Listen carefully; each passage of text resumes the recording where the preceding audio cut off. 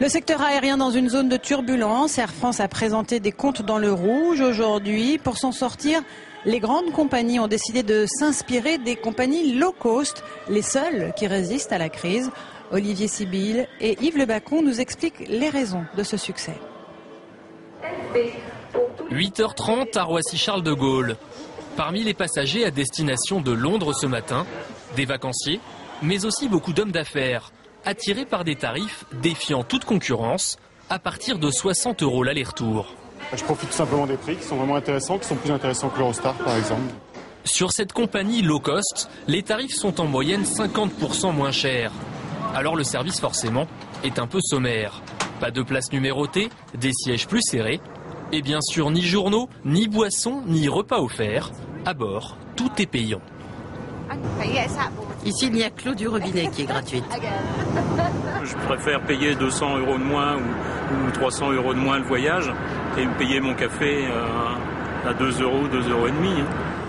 Pour plus de rentabilité, les avions, eux, sont utilisés sans interruption du matin au soir, les escales réduites au minimum.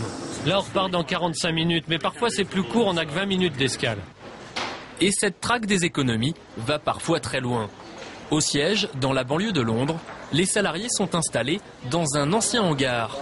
Et pour le PDG, ni secrétaire ni voiture de fonction, juste ce petit bureau dans un coin. Juste là, donc c'est là, comme on voit bien, c'est le même bureau que tout le monde. En fait, s'il n'y a qu'un seul domaine où la compagnie se refuse à tout compromis, c'est la sécurité. On n'utilise qu'une flotte d'avions récente. Nous sommes audités régulièrement par l'aviation civile britannique puisque nous sommes immatriculés en Grande-Bretagne. Nous avons des contrôles par toutes les aviations civiles, notamment françaises également. Et les consommateurs, visiblement, s'y retrouvent. Alors que les compagnies classiques sont dans le rouge, les low cost comme EasyJet ou Ryanair attirent toujours plus de passagers et sont de plus en plus copiés. Dès l'an prochain, Air France va baisser ses tarifs de 20%, mais supprimer le champagne au décollage en classe affaires, les sandwichs sur les vols de moins d'1h30, le deuxième bagage en soute sera payant et les passagers incités à s'enregistrer sur Internet. Un exemple loin d'être isolé, d'autres compagnies européennes comme Lufthansa ou Iberia ont déjà pris les mêmes décisions.